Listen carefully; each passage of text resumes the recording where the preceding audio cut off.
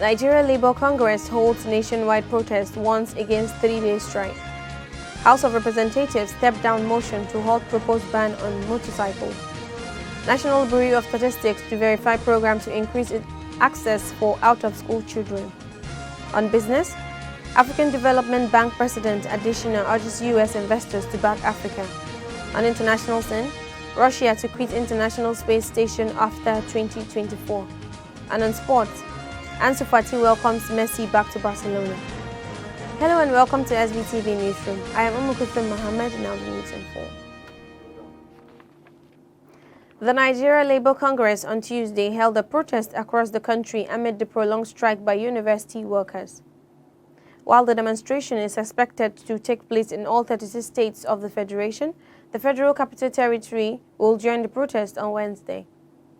Although the government is still struggling to resolve the issues raised by the striking lecturers, the crisis in the public universities may not end soon, as Asuu and SANU have also voiced their concerns. Both unions recently rejected the report of the Professor Nimi Briggs-led negotiation committee set up by the federal government to end all strikes across the nation's universities, saying they would not be bound by its recommendations. They said they never concluded negotiations with the committee before it submitted its recommendations to the government for implementation, stressing that such an action was a betrayal. Our correspondent Sumaya Dosara has more on the report. However, the union also warned that the federal government will brace for a three-day nationwide strike across all sectors if the crisis in the nation's public universities is left unresolved. Scores of the union in various critical sectors such as aviation, electricity and petroleum, among others, are affiliated with the labor union. NLC President Asuu Wabba gave the warning on Tuesday during his appearance amid the protests by members of the union across the country. Mr. Wabba, while highlighting the importance of the protest, said the protest force was to show their concern and to also call for urgent action to resolve the issues. Members of the NLC across the country trooped to the major streets of the state capital of their respective branches in protest against the prolonged strike by university workers. While the federal government said the decision of the NLC to embark on a nationwide protest was illegal, the leadership of the union insisted that its action was within the ambit of the law. Sumaya Dosara reporting for SBTV News. The House of Representatives have stepped down a motion to call on the federal government to halt the proposed ban on motorcycles. A member from Jigawa State, Abubakar Yeleman, had moved the motion on Tuesday during the plenary at the Green Chamber of the National Assembly in Abuja, the nation's capital. Malam Abubakar prayed the House to urge the federal government to restrict the ban to local governments where banditry and terrorism were rife.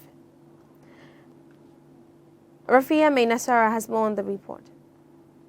The lawmaker believes a total ban will negatively affect the well-being and welfare of the common Nigerian if palliative measures are not put in place to ease its effect. After making his case, the Deputy Speaker of the House, Idris Wase, who presided over the plenary, however, prevailed upon Yeleman to stop it down. He said he appreciated the motion but appealed to the lawmakers to cooperate with the executive arm of government in the fight against insecurity. Rafi Nasara reporting for SBTV News. The troops of the 7th Guards Brigade, which provide security for the Presidential Villa and the Federal Capital Territory, have been attacked by gunmen suspected to be terrorists. They were ambushed while on patrol along the Kubwa Buhari Road in the nation's capital. A spokesperson for the Guards Brigade, Captain Godfrey Anebi, confirmed the incident to newsmen on Tuesday. He, however, said the attack was successfully repelled by the troops. Captain Abakpa said a few of the men who were wounded in action have been taken to a hospital where they were receiving treatment. He added that the troops were combining the general area to get rid of the criminals who have been threatening the general area. He advised residents of Abuja to go about their lawful businesses and keep cooperating with the military by providing timely information to enable them curb the activities of the criminals. The National Bureau of Statistics is set to verify the Better Education Service for All BESDA program to increase equitable access for out-of-school children in Nigeria. Prince Semiu Adeniram, the Statistician General of the Federation and Chief Executive Officer, NBS, said this at a workshop of the training of trainers for the second round of the BESDA verification in Abuja on Tuesday.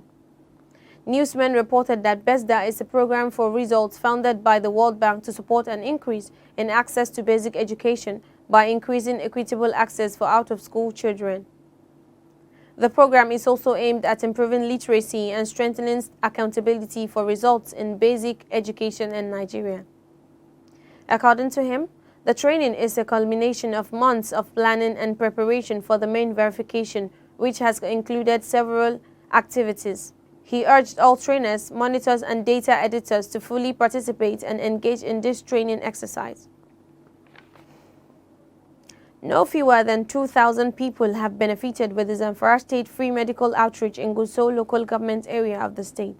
Speaking at the official flag-up ceremony of the program in Gusau, the Zamfara State Deputy Governor, Senator Hassan Mohammed, explained that the medical outreach program is in collaboration with the Pharmaceutical Council of Nigeria and Zamfara State government, targeting over 5,000 beneficiaries from the 4 local governments in Zamfara Central District, which Gusau has the highest number of over 2,000 beneficiaries. Senator Hassan Mohammed said the present administration of Governor Bello Matawalle is focusing directly on the continuous provisions of free health care service delivery and free education in the society.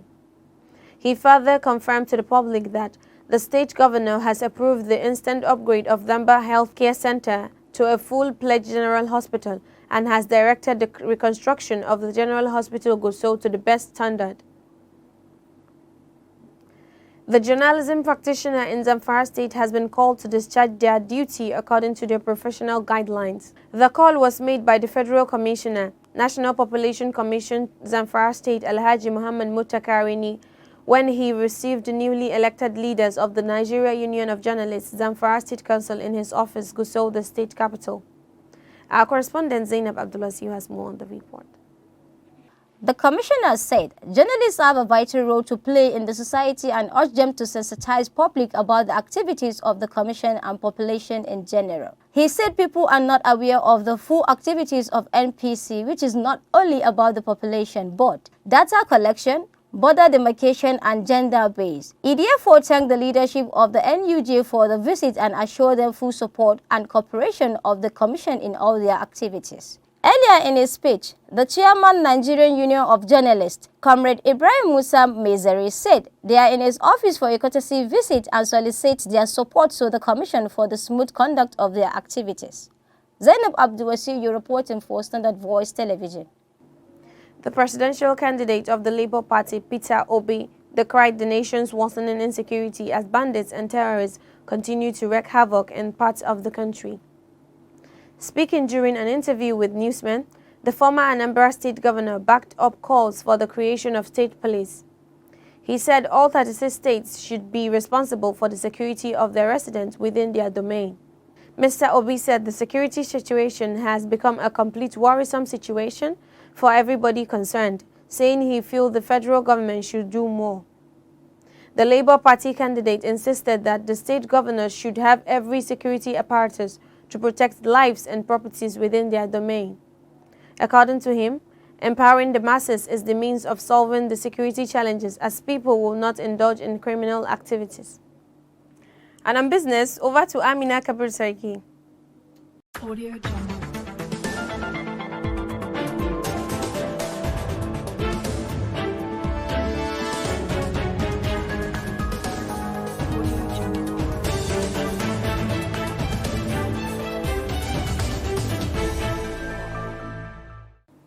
Thank you, Kulsum, and on business update. The president of the African Development Bank Group, Dr. Akinwumi Adesina, has given strong assurance to U.S. investors that Africa is a secure, competitive and profitable market. Speaking at the U.S.-Africa Business Summit in Marrakesh, Morocco, Dr. Adesina wants American investors to see Africa as a logical investment destination and to engage with the continent in win-win partnerships. The AFDB boss said despite the disruptions of the COVID-19 pandemic and its impacts on economies, the number of private equity deals in Africa increased from 230 in 2019 to 255 by 2020. Mr. Adesina stressed that even in turbulent times, opportunities still abound in Africa. Thank you for watching. I am Aminat Kabir and keep watching Standard Voice Television. And now an international scene. Audio Jungle.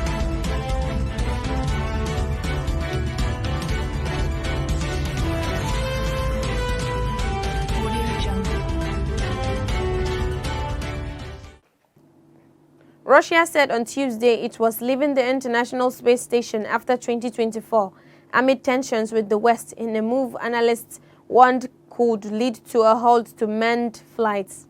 The confirmation of the long-mooted moves comes as ties unravel between the Kremlin and the West over Moscow's military intervention in Ukraine and several rounds of devastating sanctions against Russia, including its space sector. Space experts said the departure from the International Space Station would seriously affect the country's space sector and deal a major blow to the program of manned flights, a major source of Russian pride.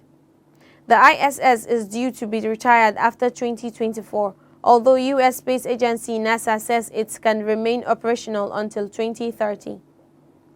The ISS was launched in 1998 at a time of hope for U.S.-Russia cooperation following their space race competition during the Cold War.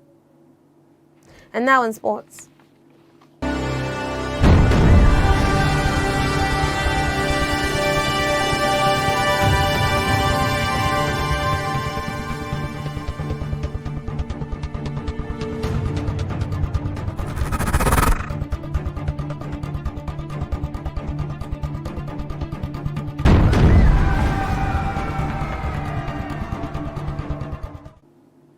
Barcelona winger Ansu Fati has welcomed the club's legend Lionel Messi back to Camp Nou. Fati said Messi, who currently plays for Paris Saint-Germain, deserves a better end in his football career. Newsmen reported that Messi left his boyhood club Barcelona last summer to join PSG. And that's all we have a news update for today. But before we go, a recap of the major headline once again. Nigeria Labour Congress holds nationwide protest once against 3-day strike. House of Representatives stepped down motion to halt proposed ban on motorcycle. National Bureau of Statistics to verify program to increase access for out-of-school children. On business, African Development Bank President Adesina urges U.S. investors to back Africa. On international scene, Russia to quit International Space Station after 2024. And on sports, Ansu Fati welcomes Messi back to Barcelona. On behalf of the production crew, Head of News and Current Affairs Department, once again I am Umukutla Mohammed, saying thanks for watching. Do have a nice day. Keep watching Standard Voice Television.